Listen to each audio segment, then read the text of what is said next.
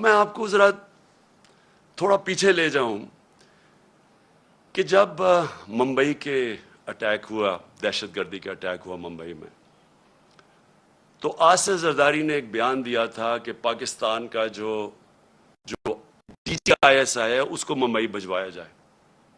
یعنی سوچیں کہ اپنا ملک کا اس وقت صدر تھا، کہتا تھا اس کو ممبئی بھجوایا جائے.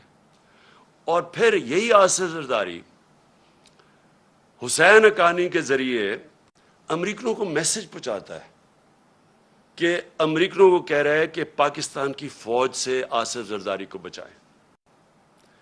اور دوسری طرف نواز شریف، یہی جب ممبئی اٹیکس ہوئے تو اس نے نواز شریف سب سے پہلے بولا کہ وہ جو ایک لڑکا وہ کون سے گاؤں میں تھا پاکستان میں جدھر سے اٹیک ہو، اس نے کم باکر کو ایک انٹرویو دیا تھا اور اس نے اس انٹرویو میں بتا دیا کہ وہ پاکستان سے ہے.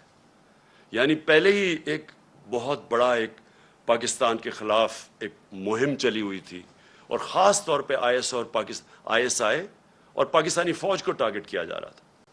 تو نواز شریف نے پہلے کہا یہ. پھر ڈان لیکس کیا تھی؟ ڈان لیکس کے اندر نواز شریف اس کی گورنمنٹ باقاعدہ یہ کہتی ہے کہ جو دہشت گردی ہندوستان کے خلاف ہو رہی ہے اس میں پاکستان کی ISI ملوث ہے، پاکستان کی فوج.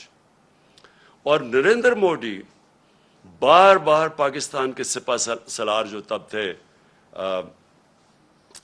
جنرل رحیل، بار بار یہ کہتے تھے کہ وہ دہشت گرد ہے، دہشت گردوں کا سردار ہے.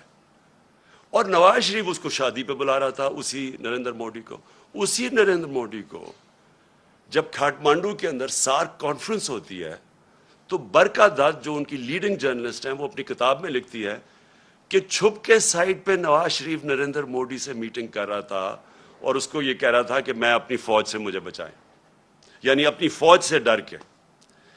اب یہ وہ لوگ ہیں جو آج ہمیں کہہ رہے ہیں کہ ہم جناب غدار ہیں.